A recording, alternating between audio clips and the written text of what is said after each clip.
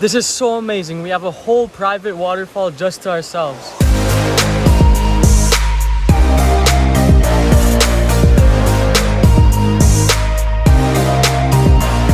It's now morning here in Minca. We arrived here last night and we're in our nice little room, and it's on a little coffee plantation, and we have a nice little hammock overlooking everything in the mountains. And today we're gonna go check out some waterfalls.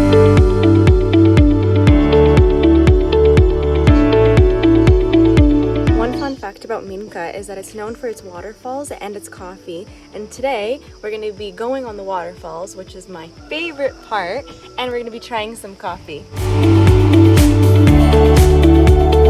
We're now making our way to our first waterfall, which is Poza Azul. You just walk down that one main street all the way down till you see signs that say Poza Azul, and we're going to go check it out. Hopefully it's the first waterfall of many today.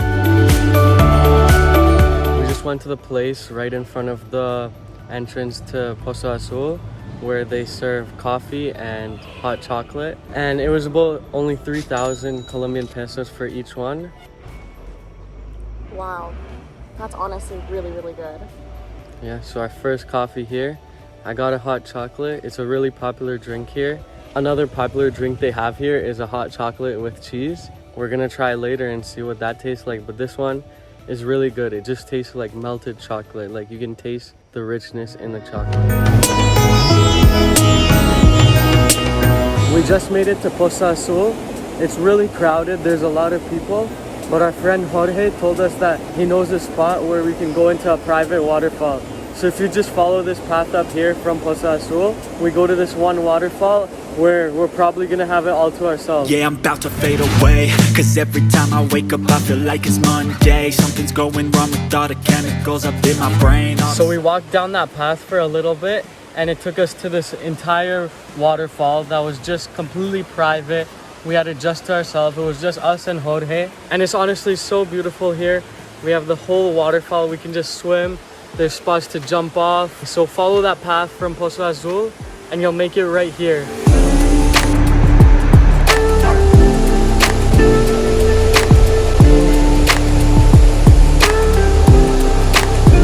The water was colder than I expected, but it was honestly so nice and so romantic just to have the waterfall to ourselves.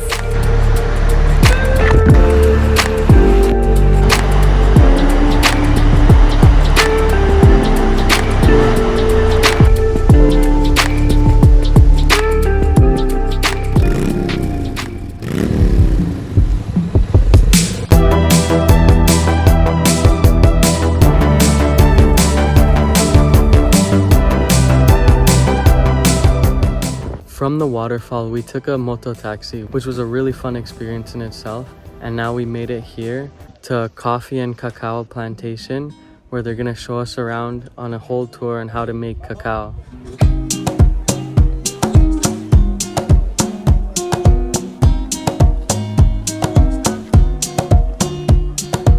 So this here is Finca de Candelaria. We just did an amazing tour for 25 Colombian pesos, and he took us around the coffee and cacao plantation, and then we got to make our own hot chocolate, regular chocolate bars, and it was just an amazing tour. He even put chocolate on our face, a nice chocolate face mask.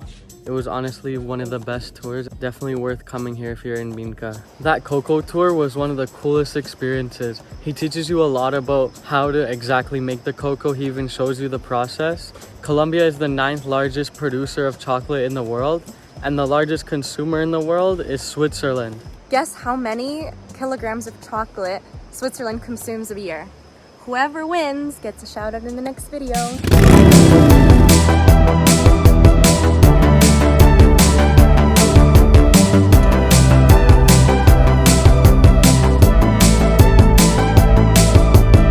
Now we took a Mototaxi back again, which is honestly a fun experience and something anyone has to do, especially here. It's harder to drive on the roads. That's why all the taxis are Mototaxis. But now we're heading into the downtown part of Minca to go eat and just check it out. The Mototaxis go so fast, so be prepared because you might think they're driving very unsafely, but they are honestly so experienced and know how to maneuver around all the rocks, all the mud. town, we went to La Miga Panderia, which is the best bakery here, and we got bread with milk, pan con leche, y pan con chocolate. Both pretty good. Con leche, Con chocolate. con chocolate. It's worth checking out. The prices are fairly cheap here.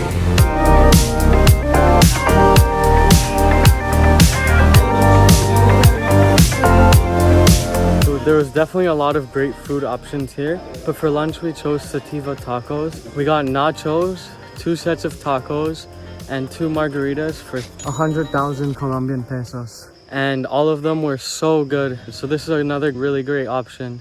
The town itself is really small. It has a few restaurants and stores, and then just a big soccer pitch and a river.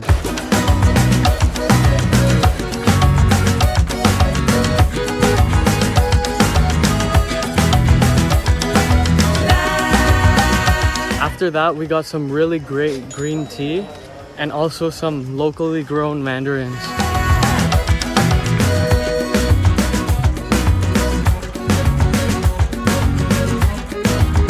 From there, we walked down that path again and we walked through the Siembra Hotel, where there's a path to get to Cascada Perdida, which is another really nice waterfall. The hike only takes about 5 minutes. And when you're down there, you can go on this little bridge. It's not very stable, but you get to look over the river and see the waterfall.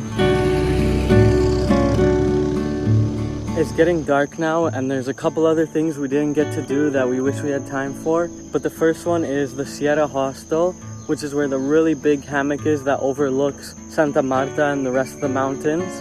The second one is Mirador 360, which is a nice hike that gives really great views of Santa Marta.